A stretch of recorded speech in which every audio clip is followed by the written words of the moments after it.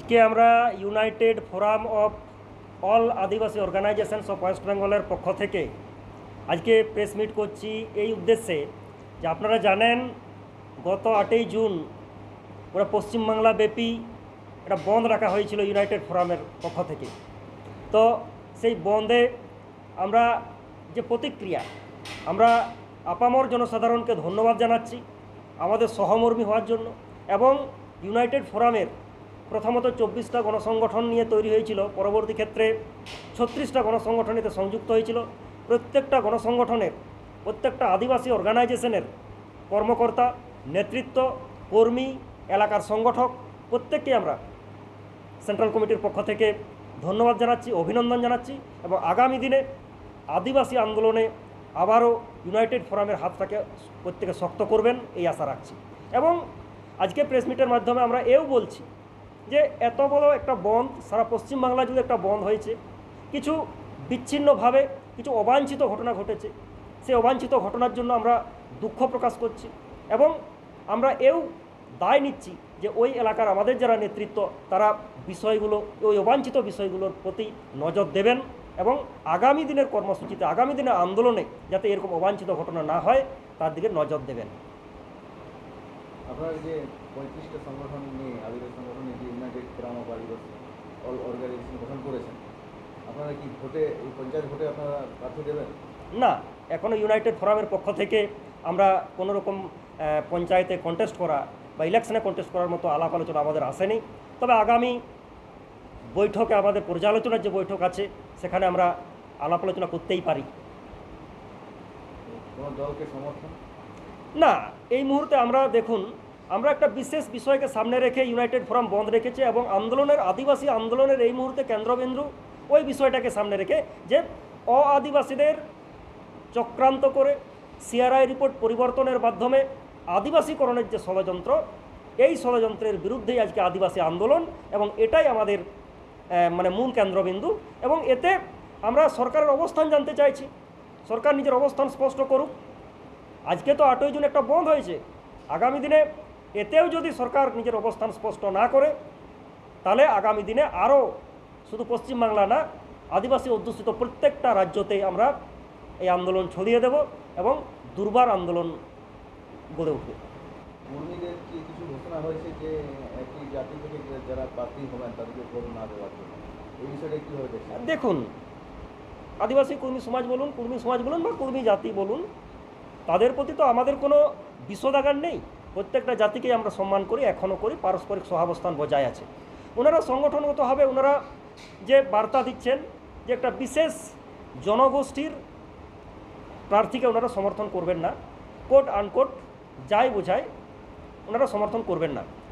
আমরা এই যে একটা অর্গানাইজভাবে একটা জাতিকে হেয় করা, অর্গানাইজভাবে একটা জাতিকে ভোট দেব না, এর মিনিংটা ঠিক মনে হয় ওই সহাবস্থানের জায়গাটা ঠিকঠাক থাকবে কি না সেটা আমরা সংশয় প্রকাশ করছি। তবে আমাদের পক্ষ থেকে ওনারা কাকে সমর্থন করলেন বা না করলেন সে বিষয়ে আমাদের কোনো প্রতিক্রিয়া নেই। আর আমাদের এখন রাজনৈতিক চিন্তাভাবনা বলুন, আমাদের মানুষ বলুন, মানুষ যেখানে তার গণতান্ত্রিক অধিকার যেমনভাবে প্রয়োগ করবে সেখানে আমাদের কিছু বলার নেই। মানুষ তার জীবন জীবিকার অভিজ্ঞতা থেকে বুঝতে পেরেছে, নিশ্চয়ই তার জীবন জীবিকার অভিজ্ঞতার মধ্য দিয়েই তার গণতান্ত্রিক অধিকারটা প্রয়োগ করবেন এই আশা রাখি। আগামী দিনে আপনাদের কর্মসূচি? আমাদের এই মুহূর্তে দাঁড়িয়ে যে বিষয়টাকে সামনে রেখে বন্ধ হলো 8ই জুন, যে সরকার অবস্থান স্পষ্ট করুক। সিআরআই ডিপার্টমেন্টকে ব্যবহার করে বা সিআরআই রিপোর্টকে প্রভাবিত করে কমেন্টস অ্যান্ড জাস্টিফিকেশনের জায়গাগুলোতে যদি প্রভাবিত করা হয় তাহলে হয়তো আদিবাসী আন্দোলন আরও দুর্বার আন্দোলন হবে এবং খুব শীঘ্রই হবে। আপনার নাম? মানে বিপ্লব সরেন, ইউনাইটেড ফোরামের কনভেনর। सानाम संगठन रेन हर को तेहिंग दो अड़ी लेकाते अकोय डाहार रे अकोय जहाँ ठेन के कमी काते से नय संबाद माध्यम को सानाम को गे जे तेहिंग सफल एन दो नवा पश्चिम बांग्ला रे जे नय सफल ना ओना सफल एन खातिर सानाम को सारहाव गुणमान एम लगी के तेहिंग ना प्रेस मीट इन्या इतुन दो बैद्यनाथ हांसदा ভারত জাকাত মসজিদ পারগানা মহল। নমস্কার, আপনারা সকলেই জানেন যে ইউনাইটেড ফোরাম অফ অল আদিবাসী অর্গানাইজেশনের পক্ষ থেকে গত 8ই জুন আদিবাসীদেরকে আদিবাসী করার এবং সিআরআই রিপোর্টকে পরিবর্তন করার যে ষড়যন্ত্র করছে আমাদের পশ্চিমবঙ্গ সরকার, আমরা তার বিরুদ্ধেই সরকারের বিরুদ্ধেই আমরা সেই বনটা ডেকেছিলাম। ইউনাইটেড ফোরাম অফ অল আদিবাসী অর্গানাইজেশনে প্রায় এই মুহূর্তে 36টি সংগঠন বা বন্ধের দিনও 36টি সংগঠন তারা অংশগ্রহণ করেছে এবং পশ্চিমবঙ্গের প্রায় প্রতিটা জেলাতেই আমাদের সেই বন্ধ আমরা লক্ষ্য করেছি। আমরা এই বন্ধে সমস্ত আদিবাসী গণসংগঠনগুলি, আমাদের সংগঠনগুলির কর্মকর্তা, সাধারণ কর্মী, সমাজদরদী প্রত্যেককেই এবং সাধারণ মানুষ বা আপনাদের মতো যে সমস্ত সংবাদ মাধ্যম বন্ধু প্রত্যেককেই আমরা আন্তরিকভাবে শুভেচ্ছা অভিনন্দন জানাচ্ছি যে আমাদের বন্ধকে সমর্থনের মাধ্যমে, আমাদের খবর প্রকাশিত করার মাধ্যমে আমরা অভিনন্দন জানাচ্ছি। সেই সাথে সাথে আমরা যে সমস্ত অবাঞ্ছিত এবং অপ্রত্যাশিত, অপ্রীতিকর যে সমস্ত ঘটনাগুলো দু একটা ঘটে গেছে সেটার জন্য আমরা দুঃখ প্রকাশ করছি, আমরা ক্ষমা চাইছি। আগামী দিনে আমরা চেষ্টা করব যাতে এই ধরনের অপ্রীতিকর বা এই ধরনের ঘটনা যাতে না ঘটে। আর এই জন্যই মোটামুটি আমরা আজকে প্রেস মিটটা করছি। আর আপনাদের সংগঠনের পক্ষ থেকে আগামী দিনের কর্মসূচি? আগামী দিনে আমাদের সংগঠনের পক্ষ থেকে কর্মসূচি খুব তাড়াতাড়ি সম্ভবত আমরা এই বিষয়ে আলোচনায় বসবো এবং আমাদের যে আন্দোলন চলবে এটা আপনাদের জানিয়ে রাখছি, আন্দোলন লাগাতার চলবে এবং আমাদের যে পর্যালোচনা কর্মসূচি রয়েছে সেখান থেকেই উঠে আসবে যে আগামী দিনে আমরা আরও কী বৃহত্তর আন্দোলনের কর্মসূচি গ্রহণ করছি এবং সেই বৃহত্তর কর্মসূচি খুব শীঘ্রই আপনাদের মাধ্যমে জানিয়ে দেওয়া হবে। এই বন্ধের পরে সরকারের কাছ থেকে কোনো কিছু বার্তা সেরকম কিছু পেয়েছেন? এখন দেখুন, আজকে যে পরিস্থিতিটা তৈরি হয়েছে এটার জন্য পুরোপুরিভাবে আমাদের পশ্চিমবঙ্গ সরকার সহ অন্যান্য রাজনৈতিক দল, বিরোধী রাজনৈতিক দল সকলেই কিন্তু কম বেশি নেতৃত্বরা দায়ী আছে।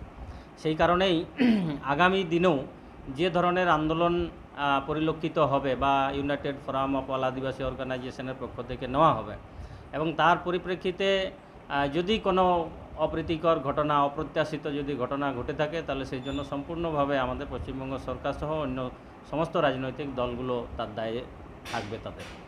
মানে এই যে বন্ধ ডাকলেন, এই বন্ধের ফল কি হলো? সরকারের কাছ থেকে কোনো আমরা একটা বার্তা দিতে চাইছি, আমরা একটা বার্তা দেওয়ার জন্য বন্ধটা ডেকেছি। স্থানীয় প্রস্তুতিকর ঘটনা, অপ্রত্যাশিত যদি ঘটনা ঘটে থাকে তাহলে সেই জন্য সম্পূর্ণভাবে আমাদের পশ্চিমবঙ্গ সরকার সহ অন্য সমস্ত রাজনৈতিক দলগুলো তার দায়ে থাকবে তাদের। মানে এই যে বন্ধ ডাকলেন, এই বন্ধের ফল কি হলো? সরকারের কাছ থেকে কোনো আমরা একটা বার্তা দিতে চাইছি, আমরা একটা বার্তা দেওয়ার জন্য বন্ধটা ডেকেছি। স্থানীয় প্রশাসন, জেলাভিত্তিক প্রশাসনিক রিপোর্ট পশ্চিমবঙ্গ সরকারের কাছে পৌঁছাক যে আজকে যেভাবে আদিবাসীদের সাংবিধানিক অধিকারটাকে খর্ব করার যে ষড়যন্ত্র সেটার বিরুদ্ধেই আমাদের এই বন্ধটা ছিল। ফলে প্রতি জেলাভিত্তিক প্রশাসনিক রিপোর্টের ভিত্তিতে পশ্চিমবঙ্গ সরকার উপলব্ধি করবে যে লিস্টেড আদিবাসীরা এই যে সরকারের যে মনোভাব, এই যে সরকারের যে সহমত পোষণ ও আদিবাসীদেরকে আদিবাসী করার, সেটাতে আমরা তীব্র বিরোধিতা করছি এবং তীব্র আন্দোলন করছি। আমার নাম হচ্ছে তপন কুমার সর্দার, ইউনাইটেড ফোরাম অফ অল আদিবাসী অর্গানাইজেশনের জয়েন্ট কনভেনর।